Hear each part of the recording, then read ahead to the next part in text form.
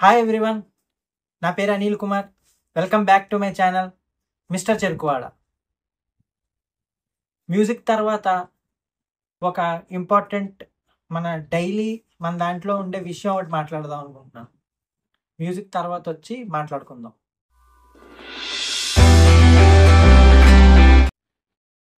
నాకు తెలిసి ప్రతి మనిషి తన లైఫ్లో ఎప్పుడో ఒకసారి భయపడుతూనే ఉంటాడు, భయపడే ఉంటాడు. భయపడని ప్రాణి ఈ లోకంలో ఆర్ ఈ ప్రపంచంలో ఎక్కడా ఉండదు కూడా. మనం పుట్టిన వెంటనే మనకి ఎదురయ్యే మొదటి అనుభవం ఏంటంటే భయమే. 9 నెలలు అమ్మ కడుపులో ఉండి ప్రశాంతంగా ఉన్న మనం ఒక్కసారిగా భయంతోనే బయటపడిపోతాం. వెంటనే గుక్క పెట్టి ఏడ్చేస్తాం.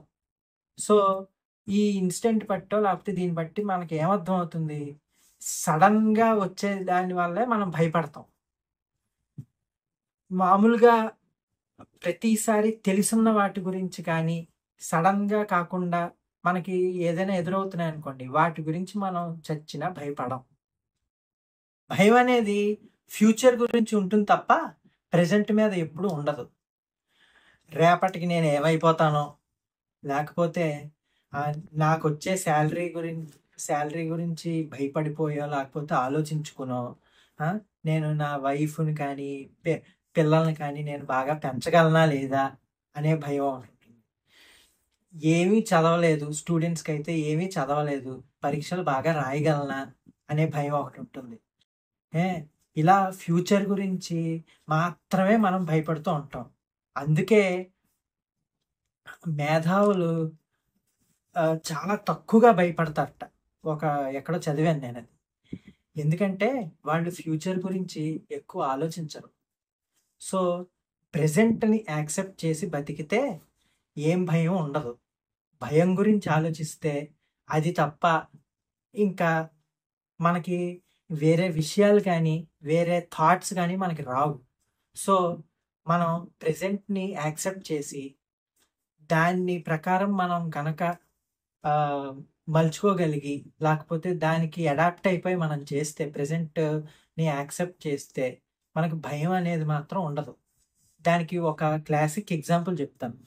ఒకటి కరోనా టైంలో నేను ఎక్కడికో ఒకసారి ట్రావెల్ చేస్తుంటే నా కో ప్యాసింజర్స్ ఒక ఫాదర్ ఒక సన్ ఉన్నారు.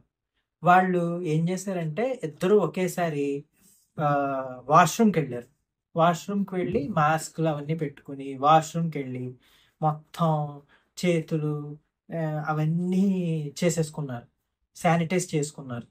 మళ్ళీ వచ్చి కూర్చుని కాళ్ళను కూడా మొత్తం శానిటైజ్ చేసుకున్నారు. ఇంకా చాలామంది ఏమేం చేశారంటే ఇంటి తలుపులు హ్యాండిల్స్ని కానీ వాటన్నిటికీ శానిటైజ్ చేస్తారు. భయం ఉండొచ్చు కానీ అతి భయం ఉండకూడదు. మీకు ఇంకో ఎగ్జాంపుల్ కూడా చెప్తాను. ఒక అతను ఇలాగ ఒక కొండ చివరికి ఇలా నడుచుకుంటూ వెళ్తున్నాడు. అలా నడుస్తూనే ఉన్నాడు, ఆలోచించుకుంటూ నడుస్తూ ఉన్నాడు. సడన్గా ఒక 5 or 6 ఆ టైంకి చీకటి పడుతూ వచ్చింది. తన ఏదో ఆలోచనలో కాలు జారి ఆ లోయలో పడిపోతుంటే ఆ భయంతో ఏం చేశాడంటే ఆ ఒక చెట్టుకి కొమ్మని గట్టిగా పట్టుకుని కిందకు చూసాడు. మళ్ళీ పైకి చూసుకుంటే చీకటి పాతాళంలో పడిపోయినట్టు ఫీలింగ్ వచ్చేసింది. భయంతో గట్టిగా పైకి ఎవరైనా ఉన్నారా, హెల్ప్ చేయండి అని గట్టిగా అరిచాడు. ఎవ్వరూ లేరు. కింద చూస్తే మొత్తం అంతా శూన్యంగా ఉంది. ఏం చేయాలో అర్థం కాలేదు. అలా భయంతోనే అలా పట్టుకుని ఉన్నాడు. ఉండి ఏమైందంటే చేతులు జారిపోయి, మంటలు ఎక్కిపోయి చేతులు జారిపోయి వదిలేస్తాడేమో అని భయంతో కూడా నిద్ర కూడా ఇంకా నిద్ర ఎలా వస్తుంది ఆ టైంలో, నిద్ర కూడా పోకుండా అలా పట్టుకునే ఉన్నాడు. నెమ్మదిగా లైట్ వచ్చింది, అంటే పొద్దున్న తెల్లారిన తర్వాత అమ్మయ్య అనుకున్నాడు, బతికే ఉన్నాడు, ప్రాణం అనుకున్నాడు. కిందకు చూస్తే సరిగ్గా ఒక 6 inches కింద ఒక బండరాయి ఉంది. బండరాయి ఉంటే తను ఇలా చూసి ఆ చేతులు వదిలేసి ఆ బండరాయి మీదకి దిగిపోయి కిందకి దిగిపోయాడు. హమ్మయ్య! అనుకున్నాడు. దీన్ని బట్టి మనకి ఏమర్థమైంది? లైట్ ఆ లైటింగ్ వచ్చిన తర్వాత కింద రాయిని చూస్తే తనకున్న భయం అంతా పోయింది. అంటే పెర్సెప్షన్. మన బుర్రలో ఉన్న పర్సెప్షన్ బట్టే ఉంటుంది. అదే రాత్రి ఎందుకు అలా పట్టుకొని ఉన్నాడు? చాలా భయంతో ఉన్నాడు కాబట్టి తనకి కింద రాయి అది కనపడలేదు. సో, ఆ రాయి కనపడిన వెంటనే ఆ లైట్ వల్ల ఆ రాయి కనపడిన వెంటనే కిందకి దిగిపోయాడు. అంటే దీన్ని బట్టి మనకి ఏమర్థమైందంటే భయానికి మనకి సింపుల్‌గా ఒక 6 ఇంచెస్ తేడా ఉంటుంది. 6 ఇంచెస్ గ్యాప్ ఉంది అంతే. సో, మనకి భయానికి 6 ఇంచెస్ గ్యాప్ ఒకటే ఉంటుంది.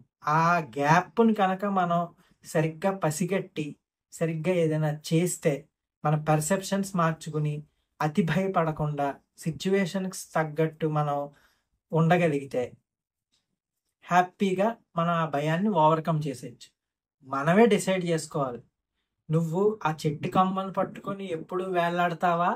లేకపోతే ఆ 6 ఇంచెస్ మనం ఆలోచనలు మనం ఆలోచించుకుని ఆ 6 ఇంచెస్ కింద ఉన్న 6 ఇంచెస్ రాయి మీదకి నువ్వు దిగుతావా అనేది నువ్వే డిసైడ్ చేసుకోవాలి.